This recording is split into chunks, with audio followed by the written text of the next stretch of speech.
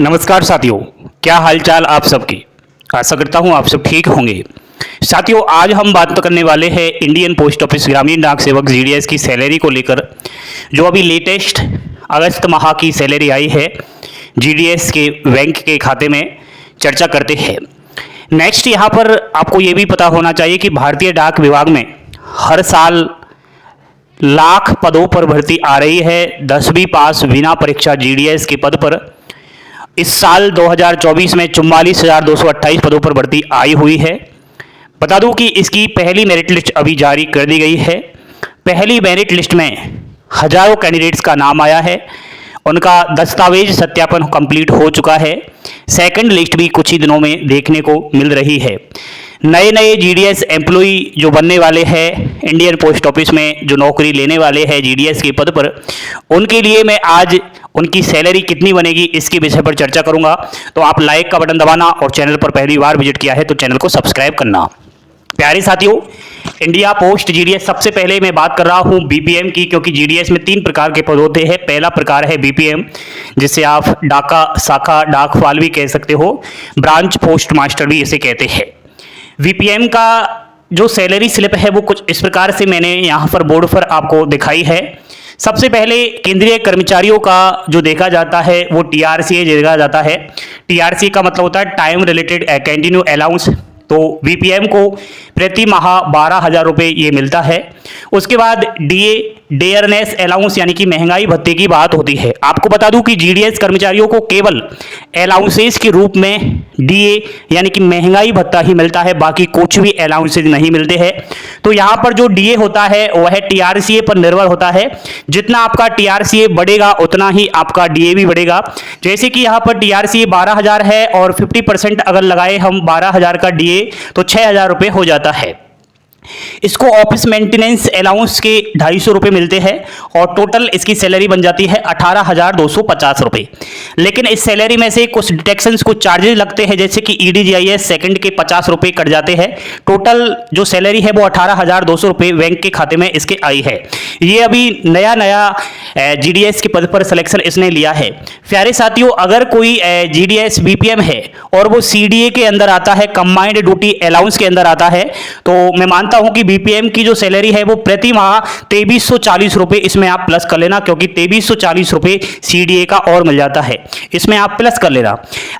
CDA का मतलब क्या होता है? तो दोस्तों, जिस बीओ के अंदर बीपीएम नौकरी कर रहा है, आपको बता दूं कि बीपीएम अगर एबीपीएम का काम करता है एक्स्ट्रा, जिस भी बीओ के अंदर बीपीएम है एबीपीएम नहीं है, तो बीपीएम को ही एबीपीएम का कार्य करना पड़ता है, डाक की डिलीवरी वगैरह जो एबीपीएम का कार्य होता है। उस स्थिति में एक्स्ट्रा अलाउंसेज सीडीए मिलता है। सिंगल हैंडेड वीओ जो होता है उसी के अंदर ये मिलता है। आपको बता दूं, एक तो होता है डबल हैंडेड वीओ, एक होता है सिंगल हैंडेड वीओ और एक होता है ट्रिपल हैंडेड वीओ। तो डबल हैंडेड वीओ वो होता है जहां पर एबीपीएम भी है बीपीएम भी है, दोनों है। सिंगल हैंडेड वह होता है जहां पर केवल या तो एबीपीएम है या फिर बीपीएम है, तो उस स्थिति में सीडीए मिलता है। ट्रिपल हैंडेड वीओ यह है कि एक वीओ ऐसा है जो बहुत बड़ी कवरेज को ले रहा है, तो उसमें 3-3 बीपीएम हो सकते हैं, एबीपीएम भी हो सकते हैं। ये हो चुकी है दोस्तों बीपीएम के पद की बात। यहां पर बीपीएम की जो इस माह अगले माह जो अगस्त में सैलरी बनी वो कुछ इस प्रकार बनी है। नेक्स्ट हम बात करते हैं एबीपीएम और डाक सेवक की। देखिए दोस्तों, एबीपीएम हो चाहे डाक सेवक, सैलरी दोनों की ही बराबर है। एबीपीएम डाक सेवक का जो टीआरसीए है वो 10,000 रुपये प्रति माह है और डीए अगर देखा जाए तो 50% 10,000 का कितना होता है 5,000 रुपये। साइकिल अलाउंस के मिलते हैं एबीपीएम को 180 रुपये। टोटल इसकी सैलरी बनती है 15,180 रुपये। लेकिन यहाँ पर ईडीजीआईएस की कटौती हो जाती है 50 रुपये की, तो इन हैंड इसके बैंक खाते में सैलरी आई थी 15,130 रुपये। यहाँ पर सीडीए एबीपीएम को भी मिलता है 1,950 रुपये प्रति माह। आपको बता दूं कि एबीपीएम अगर बीपीएम का काम करता है तो उस कंडीशन में कहीं ना कहीं उसको ये एक्स्ट्रा अलाउंस मिलता है। एक और बात, नए नए जो एम्प्लॉय होते हैं, नई नई जो नौकरी ज्वाइनिंग करते हैं किसी भी डिविजन्स के बीओ के अंदर, उनको ये पता तो होता है कि मैं सीडीए के अंदर आता हूं, यानी कि मैं बीपीएम हूं और एबीपीएम का भी मुझे काम करना पड़ रहा है, या फिर मैं एबीपीएम हूं मुझे बीपीएम का भी काम करना पड़ रहा है। लेकिन वो ये नहीं जानता कि सीडीए का अलाउंस उसे किस प्रकार मिले। अगर दोस्तों आप भी इस कंडीशन में आ रहे हो तो सीडीए के लिए आपको एक एप्लीकेशन लिखना पड़ेगा एसडीआई महोदय के नाम से, और फिर आपको वहां बताना पड़ेगा श्रीमान मैं इस डिवीजन के अंदर जीडीएस के पद पर हूं, जो भी आपका बीपीएम एबीपीएम पद है वो डाल देना।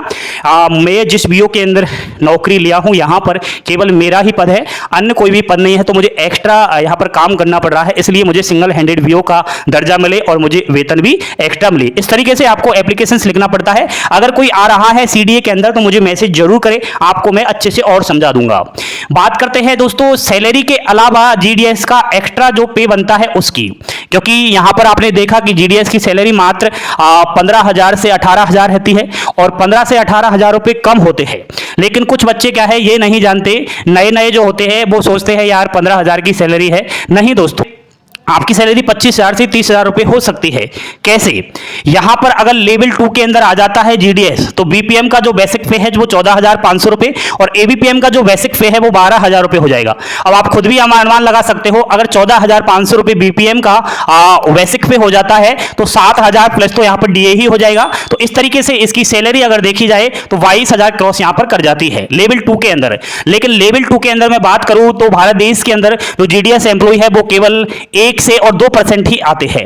ठीक है, तो उस चीज में थोड़ा देखना। लेवल 2 का मतलब होता है आपकी 5 घंटे की ड्यूटी टाइम। ठीक है, आपको पता होना चाहिए जीडीएस का ड्यूटी टाइम 4 से 5 घंटे होता है, तो लेवल 1 का जो टाइम होता है वो 4 घंटे, तो इसकी मैंने सैलरी बताई। किसी को 5 घंटे काम करना पड़ रहा है तो वो लेवल 2 के अंदर आ रहा है और लेवल 2 का वेतन थोड़ा एक्स्ट्रा मिलता है।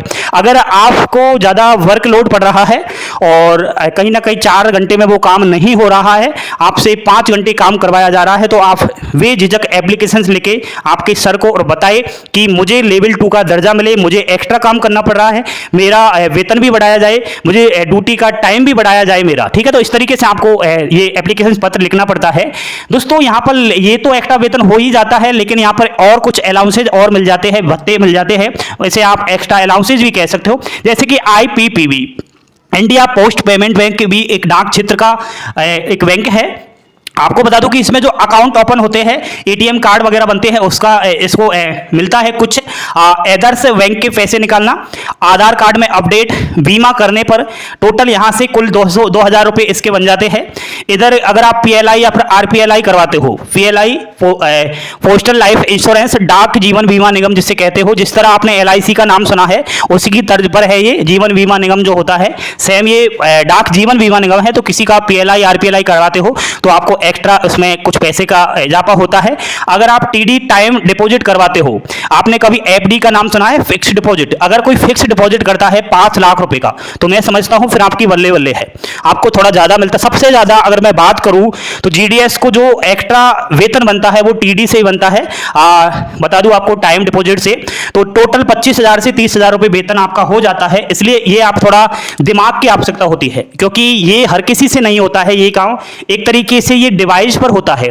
ठीक है, तो आप माइंड से कितने होशियार हो वो चीज थोड़ा डिपेंड करती है। बहुत सारे एम्प्लॉय ऐसे होते हैं जो बीपीएम के बीपीएम बने हैं, एबीपीएम के एबीपीएम बने हैं, वहीं उसी में घूम रहे हैं, डाक संभालना, डाकों की डिलीवरी करना, लेकिन उसके पास ये दिमाग नहीं है कि एक्स्ट्रा वो काम करके एक्स्ट्रा पैसा कमाए। ठीक है, तो ये भी आप काम कर सकते हो, इससे आपकी नॉलेज बढ़ेगी, आपका जो सैलरी आज मैंने ये बताई इसमें भी वृद्धि होगी। ठीक है, तो थोड़ा समझिए।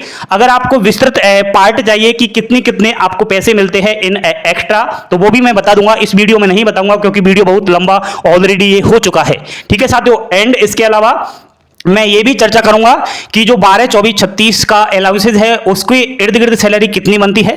आपको बता दूं कि एक ऐसा एम्प्लॉय था मेरी नजर में जो बीपीएम का पद है, उसकी जो अगस्त माह की सैलरी है आपको बताऊं 40,000 रुपए मिली है।